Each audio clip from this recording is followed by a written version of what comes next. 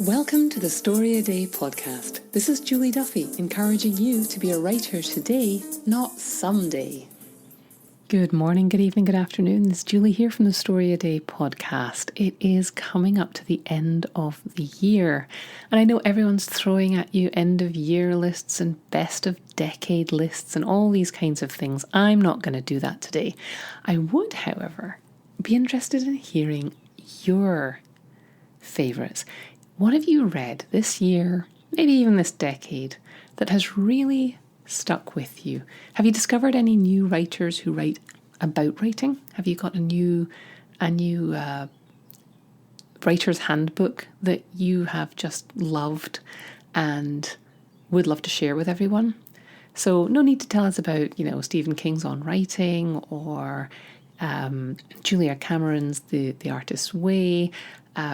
I think we all know about these ones. If you've read something that came out in the last year or two that really touched you and inspired you, I would love it if you would come over to storyaday.org, episode /episode 149, and leave a comment for us and tell us what you've read. And beyond writing books, what new writers have you discovered? What new novels have you read? What short stories have hit you in a new way and made you think, yes, that's what I want to do?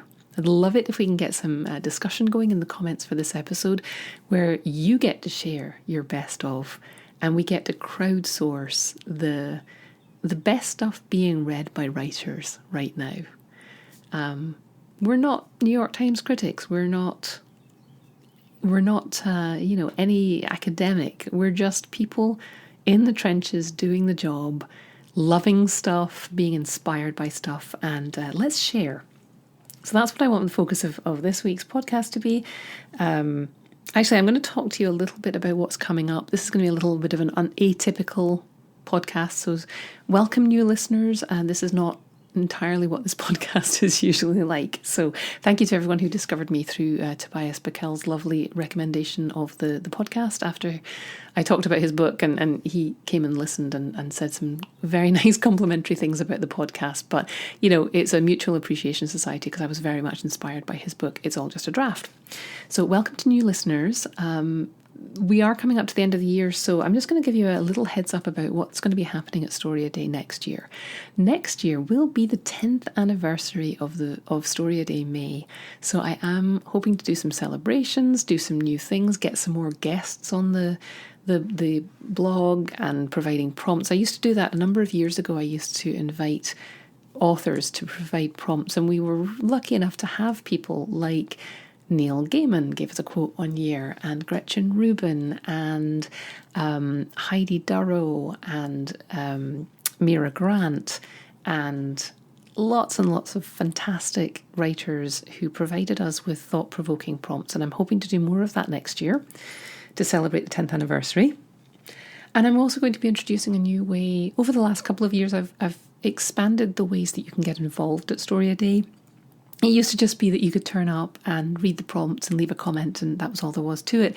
And over the past couple of years, we've developed this Superstars group where we get together every month and do writing dates, and we'll do a workshop every other month. And it's a year-long way to stay invested in your writing and to form relationships with other people. So if you're the kind of person where a little bit of accountability helps you get your work done, the Superstars group has been a great way of doing that. So I'm going to be opening that up again in the spring and offering a new way for people to stay in touch. There's going to be more of a sort of like membership of the site available, where there'll be resources that you can access that will only be available to members. There'll still be all the free resources that you've been getting over the years, writing prompts on Wednesdays and the prompts during the challenges and things like that. But there's enhanced content for people who want to really focus and invest in themselves and focus on their writing and have a group of other people who are at that same level of seriousness about their writing, who are really ready to make some progress. And having that group of other serious writers around them really helps to push them forward, inspire them, keep them writing even when they might not otherwise be. It's a very supportive group. It's been a real gift to me to have this group over the last couple of years, and I'm looking forward to welcoming more of you into it. So you'll be hearing more about that over the next few months. I'm also working on the update to what was called the StoryADay warm-up course. That's been available for a few years just as sort of written materials. I'm updating it all. There's a bunch of different workshops in there. I'm expanding it to be a 6-week program that will help you turn out 10 short stories over those 6 weeks. Some of them are tiny, some of them are slightly more ambitious, and there's a bunch of classes and exercises in that course. So anyone who has currently got the warm-up course will get all of those upgrades in the new platform. It's going to be all snazzy and lovely. And anyone who wants to get it, you can go to StoryADay.com/shop and you can get the current materials now, and you will get all of the upgrades there. If you want to go through a program that's going to give you a way to focus on your writing, it has helped people. I get very good feedback on this warm-up course that you can get.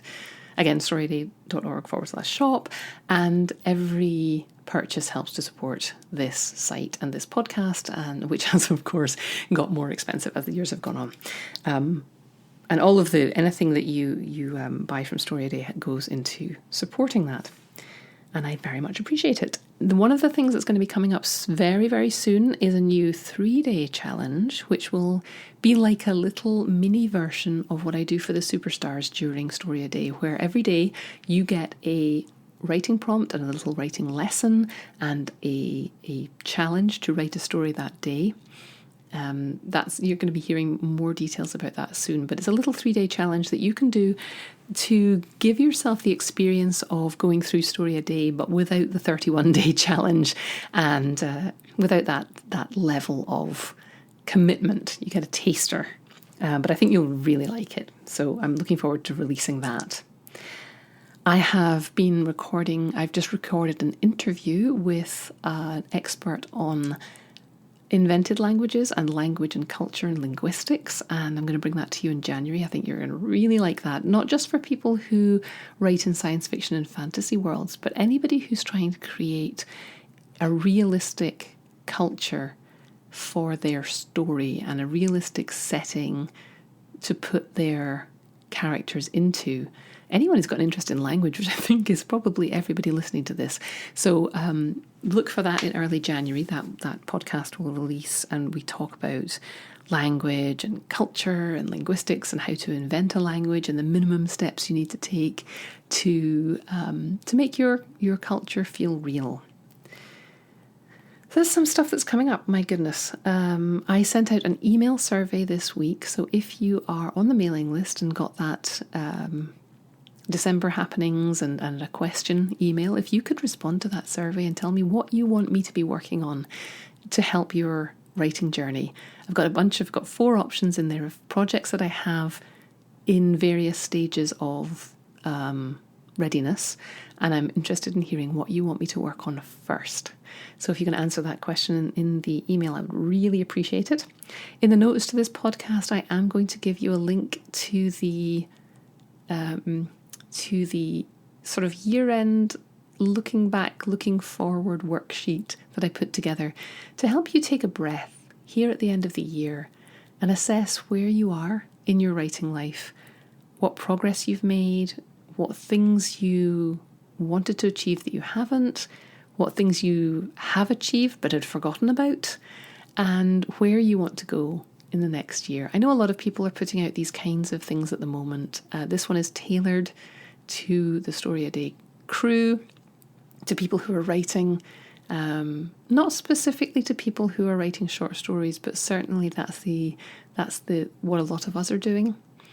And as always, here at StoryADay, the emphasis is on not so much telling you what you should be writing or how you should be writing it, but getting you to tell yourself that you have the right to write, helping you to develop and teach yourself how you best write, and to get to your desk more often, and to integrate this writing thing into your everyday life so that you don't need a cabin in the woods or a retirement package or, for everybody in your life to disappear in order to get to the writing.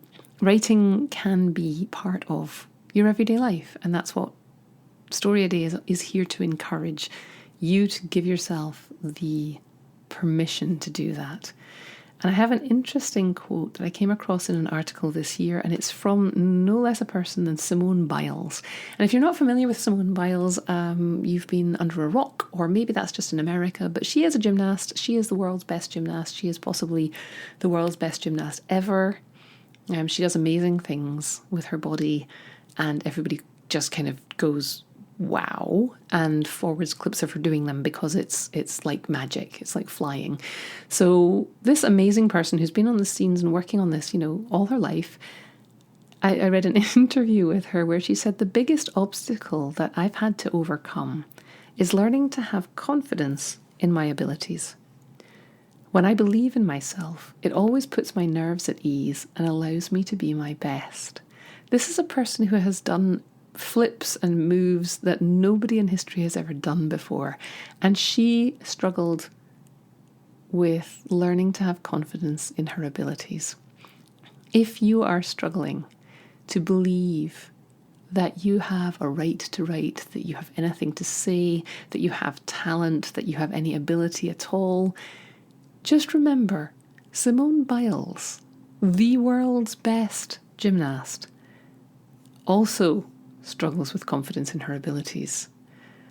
So I have another quote for you, which is, I have no idea what I'm supposed to do. I only know what I can do. And that comes from no less a role model than Captain James Tiberius Kirk, which is kind of a laughable source. But I have no idea what I'm supposed to do. I only know what I can do. And I would add, I only know what I want to do. We don't really know what we can do until we try.